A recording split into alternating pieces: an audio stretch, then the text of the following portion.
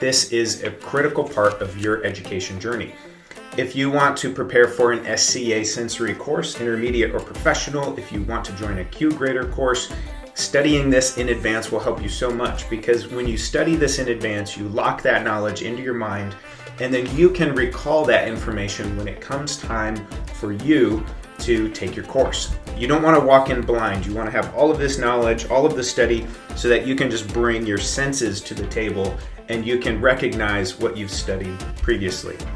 This kit, 36 aroma vials, is to give you that core baseline of the most commonly found aromas, good and bad, in coffee around the world, so that when we deal with green traders, if we deal with coffee brokers or roasters, we are all using the same language no matter where we are in the world.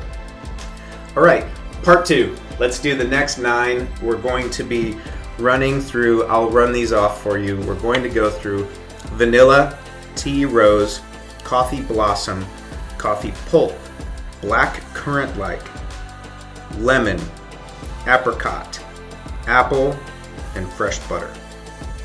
Okay, so these are going to be the next 9 in the 36. Again, the Lait du Café is part of the just the core flavors that we find in coffee. So if you take any 5 or 6 or 7 of these and you were to combine them and give them to someone, they could be blindfolded, they would smell this in combination and say, that kind of is coffee-like. And that's the key to this kit. That's why we study this and use it as a framework and a foundation, so that when we are moving into a Q grader exam, an SCA sensory professional exam, quality control, we have this as a baseline. Okay, so number 10, let's jump into one of my favorites, and you really never miss this on the exam, vanilla. Everyone loves vanilla. Just sweet, sweet smell. Now, this is part of it's still part of that spicy group, just in terms of the way this original handout in the book is labeled, but we're moving into this balsamic sweet family, okay?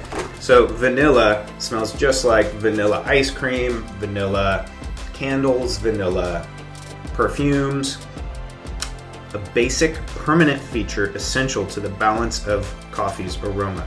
It fixes and strengthens the other aromatic compounds, bringing body, especially in the Arabicas.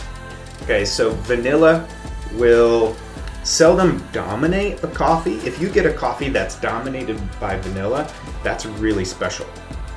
But often, vanilla will be part of just this strong foundation for coffee. So number 10, vanilla. It's nice that there are some of them in here that are just really easy for you to pick up if you are walking into an exam like this. Number 11 is tricky. Number 11 is tea rose. So let's look on tea rose. This is part of our flowery enzymatic group, tea rose. Number 11, the smell of tea rose in coffee. Now, I personally don't have a lot of experience with tea roses. Maybe some of you do. I don't know if this is like a British high tea kind of a thing. I need to do more research into this. This predominant captivating fragrance confers a fair amount of freshness on the coffee. It's more striking in Arabicas than Robustas, and it's more readily identifiable in the brew than in the ground beans. So here's where tea rose often comes out for me and where I have to attribute it back. Sometimes with the aroma vials we have to do that if we don't have a strong understanding like I would vanilla. I eat vanilla ice cream all the time, and so I understand vanilla, but tea rose is just that floral, that beautiful floral aspect. And when we talk about Arabica coffees, high-grown coffees, geisha coffees, these exquisite bouquets that we get in coffee, we need to use that tea rose. It almost has a soft, sweet berry aspect to it, definitely a floral aspect to it. I don't even know the name of it, but there was this Chinese fruit that would grow in the mountains and is very much like that for me.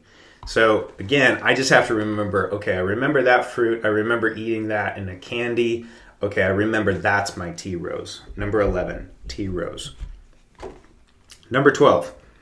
Number 12 is coffee blossom. Now this is just straight up perfume-like, flowery perfume-like. Tea rose really is more on the red fruit side, and you can look up tea roses, you can learn more about them. They actually have rose hips, and I find that rose hip and tea rose are very similar to me. But coffee blossom is like straight up perfume-like and flowery. The aroma group is floral.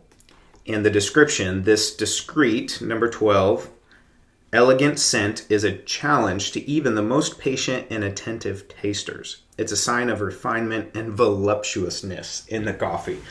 So because it's just so soft and subtle, it's often like underlying. When you have these very tea-like, aromatic, sweet, soft Arabicas, you will get some coffee blossom in there. And it's very, again, just part of that very delicate.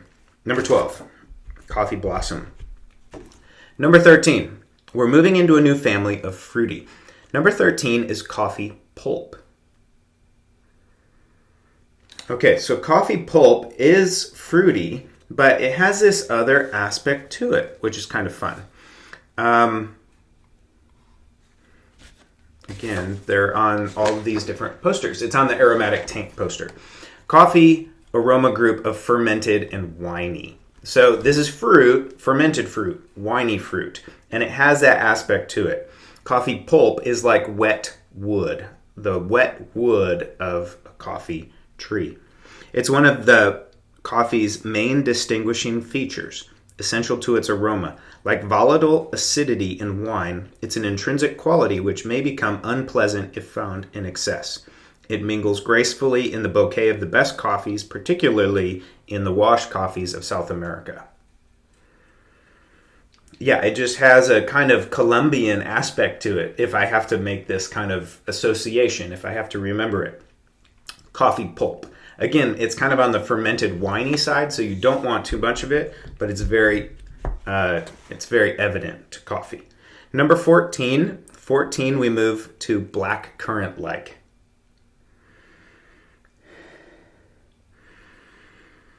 Black currant-like is resinous. I immediately looked over to my purple poster, that old purple part of the original coffee flavor wheel, and black currant is resinous. It's part of this fruity sulfury. So what did we have on sulfur earlier? We had pepper, right? So this sulfur, but sweet, fruity. This characteristic scent brings vivacity, and sprightliness to some of the most remarkable coffees in the world. It's very obvious in the grounds, whether from Robusta or Arabica. It's a constant feature of infusions of Arabica where it can be said to dominate.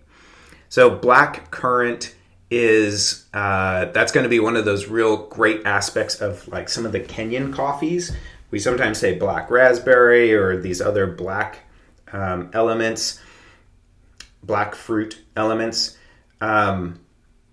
Just kind of this pungency, sulfury, but fruity. And I shouldn't go into it now with green coffee chemistry, but some of the things that start in the ground and come up through the tree and into the fruit, I'm thinking phosphorus. I think some of those aspects in the growing region terroir can impart it even more to some coffees than others. I think that black currant-like is part of that Kenyan story. But again, that's not part of this course, and I could be wrong. 15 is lemon. Lemon is really easy, obviously enzymatic, fruity, and citrus. Within the fruit family, you can categorize what kind of fruit. Super easy. Top note contributed by many compounds such as 1,3-trimethyl cohexane or 2-vinyl depuring. This scent gives coffee vivacity, freshness, elegance, and finesse. It just comes out as lemon. Lemon zest. Number 15. Okay, number 16. 16 is apricot. Okay, apricot. Oh, I love apricot. Again, super fruity. When you come across this, you may think of peach. It has a very peach-like aspect, but when we get dried apricots, and so we get those as a snack, this dried apricot aspect is so clear in apricot. So here, number 16, just remember, this is one of the 36 that I need to identify from this kit, and when I smell it, I need to remember apricot. I'm not going to call it peach or something else. It's very fruity. It just has that nice orange aspect to it. Number 17, orange colored aspect to it. Number 17, another wonderful one, easy to identify, apple. Okay, so apple, and it's a very fragrant kind of apple. So sometimes we can think of apples as sweet or sour or other, but this apple fragrance, if you get a good apple candy, it's going to have this fragrance in it. And so apple is, here we go, aroma group fruity, a basic agreeable fruity scent, one that is always there in the background, especially in coffees from certain regions where it combines interestingly with coffee pulp.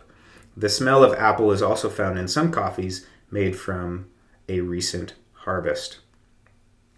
So apple, number 17, and the last one on row number 2, number 18, we have fresh butter. This second row is a lot of fun. This is a very enjoyable row. Wow, fresh butter. This is a strong scent from the aroma vial. Fresh butter being part of this buttery and moving into the animalic group. This note, like that of melted butter, is a watertight guarantee of quality that's common to all of the great Arabicas. It brings voluptuousness and mildness and considerably enhances the range of aromas in certain coffee. It's twice as noticeable in the brew. So it comes out in the brew more than the grounds. Twice as important in Arabicas than in Robustas. So much more common in Arabicas. Very important just to add this depth. For me, this fresh butter, which we call it fresh butter, is almost like butterscotch, and I used to think this was butterscotch, and that used to be the association I put with it, but you want to remember this is butter. Fresh butter is part of our description for our Art of Perception in Coffee Aroma and our 36 flavor vials of the L'Année du Café kit by Jean Lenoir. So if you're finishing up or just tuning in, we've done the first 18 of the 36 aroma vials, and we're going to move in to the next 9 and 9, the final 18. We're going through all of our different dry distillation, the sugar browning, the enzymatic, putting those behind my microphone for the big screen, and the aromatic taints. And so all of these are found within the 36 aroma vials that are part of your SCA coffee training. They're part of your Q Grader course. I'm not selling this. This is available at the SCA store or wherever you can get it. I'm using this because I am going to be running a Q Grader course. I'm attending a Q Grader course, but I've organized it for Addis Ababa. It's in Ethiopia, March 6 through March 11 through 16. I'm flying out on March 6th. It's March 11 through 16, and we're going to be spending 6 days tasting coffees, cupping coffees, triangulating, spending time with the L'Année du Café, and we need to perform 19 exams so that we can get our Q Grader certification. Understanding this and having this as a foundation is a critical aspect to that course. If you don't have one of these kits to practice at home or in your roastery, then understanding all 36 of these, going through that art of aroma perception in coffee and all of these descriptors, getting an idea and remembering, okay, these are my 36, I'm going to commit these 36 to memory. All of this will help you so much before you go into that Q Grader course.